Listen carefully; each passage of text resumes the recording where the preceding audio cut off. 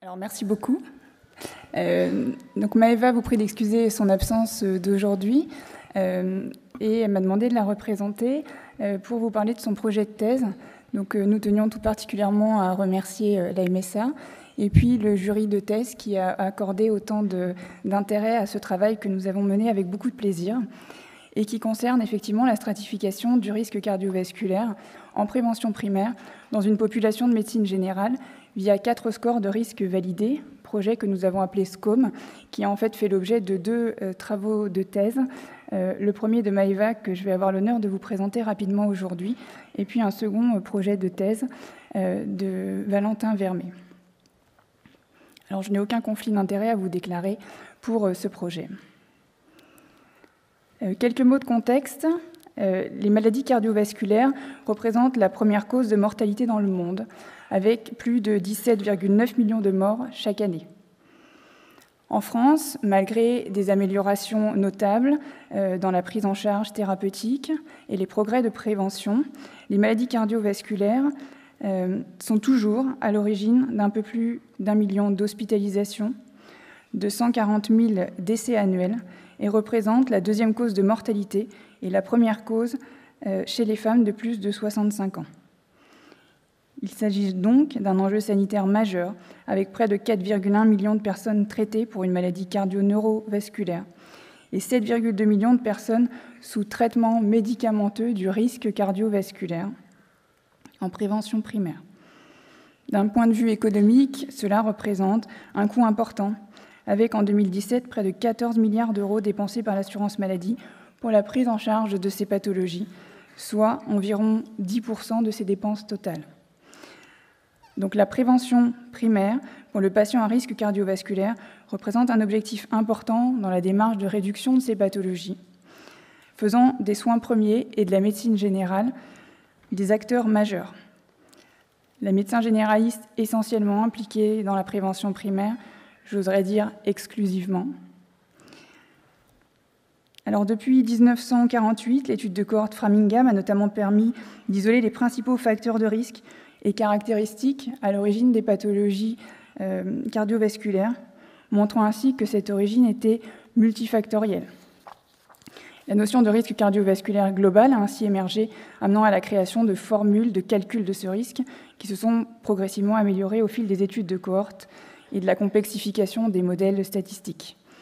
En France, historiquement, l'évaluation du risque cardiovasculaire global reposait sur la méthode de sommation des facteurs de risque cardiovasculaire majeurs qui consistait à additionner le nombre de facteurs présents avec une même pondération dans le calcul du risque. Ensuite, dû au fait de l'imprécision de cette méthode, différents outils se sont développés et des scores de modélisation de plus en plus complexes ont été développés avec des avantages et des inconvénients. Il n'empêche que dans notre pratique quotidienne, dans notre activité de médecin généraliste, le repérage des patients à haut risque est important. D'où notre projet de recherche qui était d'évaluer le niveau de risque cardiovasculaire d'une population de médecine générale en prévention primaire selon 4 scores validés au niveau international et de comparer les caractéristiques des patients selon ce niveau de risque. Pour répondre à la question, nous avons mené une étude observationnelle, transversale, sans aucun financement dédié à ce projet, départemental, multicentrique, dans 10 patientèles de médecine générale réparties sur 2 maisons de santé, une MSPU et une maison de santé en zone rurale, en Côte d'Or, avec une inclusion prospective de patients. Il s'agissait de patients âgés entre 40 et 69 ans en prévention primaire, donc avec exclusion des patients présentant une pathologie d'infarctus, d'accident vasculaire cérébral, et étaient inclus les patients présents en salle d'attente de ces maisons de santé pendant la période d'inclusion. Donc 2 investigateurs, les 2 thésards que je vous ai cités, étaient préalablement formés au questionnaire, à l'utilisation des scores, avec une répartition d'un étudiant par centre, et réalisaient un hétéro-questionnaire rempli lors d'un entretien individuel avec chaque patient inclus. Ce projet a fait l'objet d'un dossier au comité de protection des personnes. Et dans ce questionnaire étaient recueillies des données sociodémographiques, une estimation du niveau de précarité selon le score EPIS, des données médicales, des données cliniques, des données biologiques, des données thérapeutiques et bien entendu le recueil des facteurs de risque cardiovasculaire majeurs. Ensuite, l'évaluation du risque cardiovasculaire a été réalisée via 4 scores qui ont été retenus du fait de leur validation et de leurs recommandations à un niveau national ou international. Le score ESC2, qui a été créé sur 45 cohortes européennes, estimait la probabilité d'événements cardiovasculaires à 10 ans. Il incluait des variables d'âge, de sexe, de tabagisme, de pression artérielle systolique, de cholestérol total et d'HDL, et stratifiait les patients en risque faible à modéré, risque élevé, risque très élevé. L'échelle de Framingham, issue de 2 cohortes américaines qui estimaient la probabilité d'événements cardiovasculaires à 10 ans, en s'intéressant à l'âge, au sexe, à la pression artérielle systolique, au traitement antihypertenseur, au tabagisme, au diabète, au cholestérol total et au cholestérol HDL, et stratifiait les patients en 3 groupes, faibles, modérés ou élevés. Le score Cuore, issu d'une cohorte italienne, qui estimait la probabilité d'événements cardiovasculaires à 10 ans, en intégrant l'âge, le sexe, la pression artérielle systolique, le tabagisme, le diabète et le cholestérol total, classait les patients en 3 catégories de risque faible, modéré et élevé. Et enfin, le score Globorisque, issu de 8 études de cohortes américaines, qui estimait la probabilité d'événements cardiovasculaires à 10 ans, en intégrant l'âge, le sexe, le tabagisme, la pression artérielle systolique, le diabète et le cholestérol total, et catégorisait les patients en 2 groupes, risque faible ou risque élevé. Les calculateurs officiels ont été utilisés pour estimer le risque cardiovasculaire global de chaque patient inclus. Au total, 478 patients ont été inclus entre janvier et février 2022, avec un âge moyen de 55 ans. Un quart des patients avaient moins de 50 ans et un ratio équivalent entre les hommes et les femmes. La pression moyenne en consultation est de 128/74. Et un peu plus d'un quart des patients étaient considérés comme hypertendus, un quart étaient des fumeurs actifs, 48% étaient considérés comme présentant une dyslipidémie et 24% étaient en situation d'obésité. Selon le score EPIS, 35% des patients relevaient d'une situation de précarité. 28% des patients étaient retraités, un peu moins de la moitié avaient un niveau d'études et de formation supérieur au baccalauréat.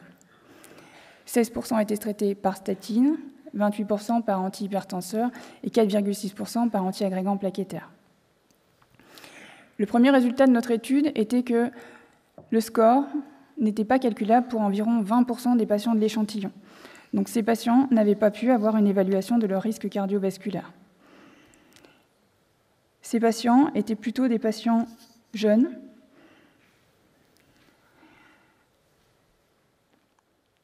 alors, si on regarde les résultats par score, 18% n'avaient pas pu être évalués suivant le score 2, 20% suivant l'échelle de Framingham, 22% suivant le Cuore et 18% selon le score Globorisque.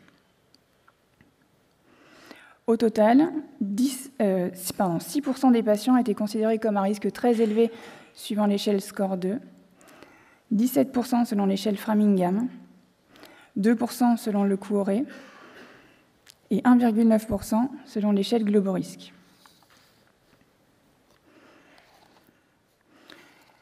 Dans un second temps, nous avons regroupé tous les patients qui avaient été catégorisés comme à haut risque cardiovasculaire par au moins un score.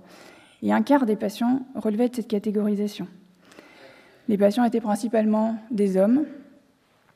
Et dans les patients considérés à risque élevé, 68% étaient traités par antihypertenseurs. Un peu moins de la moitié étaient déjà traités par une statine et 14% étaient traités par antiagrégant plaquettaire, avec une différence significative par rapport à ceux qui étaient considérés comme à risque faible ou modéré. Alors, quelques mots concernant cette étude. Il s'agit d'une étude originale, pragmatique, en pratique courante, d'évaluation d'un risque cardiovasculaire global selon plusieurs scores qui, certes, sont validés à l'international, mais n'ont jamais, à notre connaissance, été comparés dans la même étude. Une force également était ce questionnaire testé en amont avec une hétéropassation par 2 investigateurs formés et l'utilisation des calculateurs officiels pour évaluer ce risque cardiovasculaire avec les données du dossier médical. Bien entendu, nous ne pouvons pas écarter un biais de sélection de cette étude départementale et de notre département de Côte-d'Or, qui est un département plus rural, avec des patientèles plus âgées et un risque cardiovasculaire, une mortalité cardiovasculaire un peu inférieure à la mortalité générale au niveau français. L'effectif de patients inclus était modéré, un peu moins de 500 patients, et on ne peut écarter un biais de sélection. Et puis, comme je vous l'ai dit, 20% de patients qui n'avaient pas d'évaluation du score cardiovasculaire, donc quelques données manquantes. Quelques éléments de discussion concernant ce risque cardiovasculaire. Finalement, sur le risque cardiovasculaire, il y a des recommandations d'évaluation du risque cardiovasculaire de manière systématique, de manière opportuniste en population générale. On nous dit chez tous les hommes de plus de 40 ans, chez toutes les femmes de plus de 50 ans. On nous conseille beaucoup l'utilisation des scores, sans que l'un ait vraiment pris le pas par rapport aux autres. Dans nos résultats, il y a une bonne adéquation entre les recommandations et nos observations des patients qui avaient une pression artérielle normalisée en consultation, une faible utilisation des antiagrégants plaquettaires, puisque nous sommes dans une prévention primaire. Les quelques patients traités étaient probablement des patients sur des antécédents cardiovasculaires non exclus, comme les anévrismes de l'aorte abdominale, les sténoses artérielles, les artériopathies. Il y a aussi des manques dans ces différents scores. Comme on l'a vu, 20% des patients ne pouvaient bénéficier de cette évaluation du risque cardiovasculaire, ce qui conclut à un patient sur 5 dont nous ne pouvons pas statuer sur ce risque, ce qui est quand même important dans notre quotidien, et en grande partie du fait du manque d'évaluation du niveau biologique de LDL ou de cholestérol total. Or, on sait, d'après la littérature, qu'à peu près un patient sur 3 entre 35 et 45 ans n'a jamais eu de bilan lipidique, un patient sur 4 entre 45 et 50 ans. Un autre facteur marquant dans nos résultats, c'est cette hétérogénéité dans l'évaluation.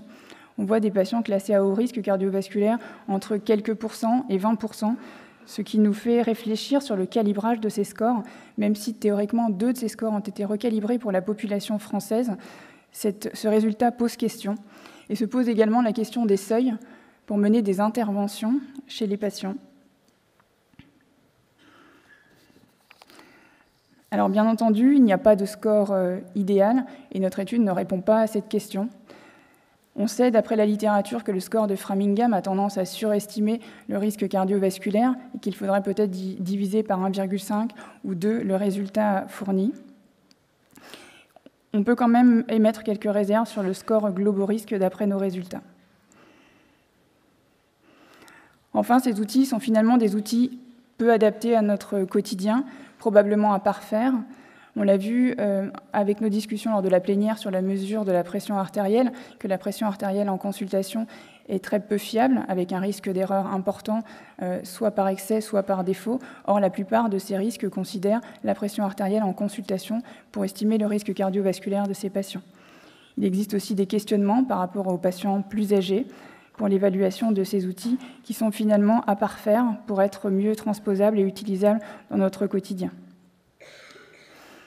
Et puis en pratique, selon les études, les médecins sont assez réticents à utiliser ces scores, d'une part par la considération qu'ils sont peu adaptés à la pratique quotidienne, mais également par le côté chronophage de cette stratification du risque via ces scores.